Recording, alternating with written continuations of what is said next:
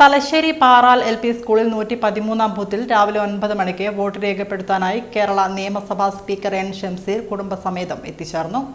രാവിലെ 9 മണിക്ക് വോട്ട് രേഖപ്പെടുത്താനായി കേരള നിയമസഭാ speaker N. Shamseer Paral LP സ്കൂളിലെത്തി. സ്പീക്കർ എത്തുമ്പോൾ തന്നെ ബൂത്തിൽ ചെറിയ തോതിൽ തിരക്ക് തുടങ്ങിയിരുന്നു. സാധാരണ വോട്ടർമാർക്കൊപ്പം സൗഹൃദം പുതുക്കി അവരോടൊപ്പം വരിയിൽ നിന്നുകൊണ്ടാണ് സ്പീക്കർ വോട്ട് രേഖപ്പെടുത്തിയത്.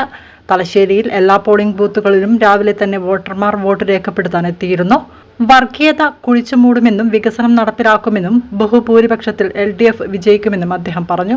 തെരഞ്ഞെടുപ്പിൽ തലശ്ശേരി അസംബ്ലി മണ്ഡലത്തിലെ 113-ാം നമ്പർ ബൂത്തിൽ നിന്ന് കുടുംബവുമൊത്ത് വോട്ട് ചെയ്തു. ഇടതുപക്ഷ ജനാധിപത്യ മുന്നണി മികച്ച ഭൂരിപക്ഷത്തിൽ കേരളത്തിൽ അധികാരത്തിൽ തിരിച്ചു വരും. ഒപ്പം തലശ്ശേരി അസംബ്ലി മണ്ഡലത്തിൽ ഇടതുപക്ഷത്തിന്റെ ഭൂരിപക്ഷം 1.5 ലക്ഷം പിന്നിടും.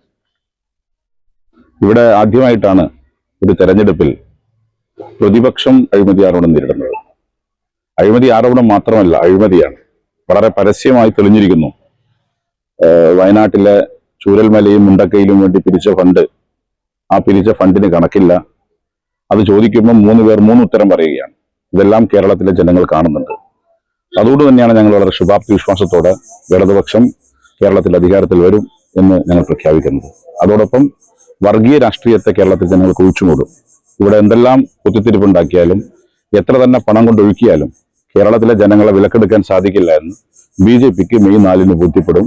അവർക്ക് 0 ഇത്തവണ ലഭിക്കാൻ പോകുന്നത്. അതോടൊപ്പം കേരളത്തിൽ LDF ചരിത്ര ഭൂരിപക്ഷം നേടി ഒരു 3rd ടേം കൺസിക്യൂട്ടീവായി 3-ാം ടേമും കേരളത്തിന്റെ അധികാരത്തിൽ വരുമെന്നാണ് ഇത് സംബന്ധിച്ച് സൂചിപ്പിക്കാനുള്ളത്. ഏറ്റവും മികച്ച വികസനം നടന്ന കാലമാണ്. എന്തുകൊണ്ടാണ് ഇടതുപക്ഷത്തിന് വോട്ടിൽ ജനങ്ങൾ വിജയിപ്പിക്കുന്നത്? വികസനത്തിനൊരു വോട്ടുണ്ട് എക്കാലത്തും. ആ വികസനത്തിന്റെ കാര്യം പരിശോധിക്കുമ്പം കേരളത്തിന്റെ ഭരണം തീരുമാനിക്കുന്ന ഒരു ചെറിയ പെർസെൻറ്റേജ് ഫ്ലോട്ടിംഗ് വോട്ടാണ്. ആ ഫ്ലോട്ടിംഗ് വോട്ടാണ് ഭരണം തീരുമാനിക്കുന്നത്. അവർ പല കാര്യങ്ങൾ നോക്കിയാണ് വോട്ട് ചെയ്യുന്നത്. അതിലൊന്ന് നിശ്ചയം അവർ നോക്കുന്നത് വികസനം തന്നെയാണ്. അതുകൊണ്ട് വികസനത്തിന് അണിനിരക്കും ജനങ്ങൾ. വികസന തുടർച്ച ഉണ്ടാവണമെങ്കിൽ ഇടതുപക്ഷം വീണ്ടും വരണം.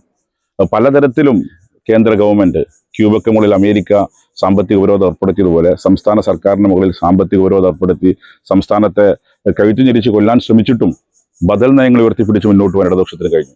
എന്താണ് ബദൽ എന്നത് കേരളം ഇന്ത്യക്ക് കാണിച്ചു കൊടുത്തു. അതുകൊണ്ട് തന്നെ കേരളത്തിലെ ജനങ്ങൾ ഇത്തവണയും ഞങ്ങൾ അധികാരത്തിലേറ്റുമെന്ന കാര്യത്തിൽ ഞങ്ങൾക്ക് യാതൊരു സംശയവുമില്ല. ഇടതുപക്ഷത്തിന് വോട്ട് ചെയ്ത മുഴുവൻ വോട്ടർമാരോടും ഞാൻ നന്ദി രേഖപ്പെടുത്തുകയാണ്. 2001-ൽ 2016-ൽ 91, 2021-ൽ 99, 2026-ൽ 3 അക്കം പിന്നിടും.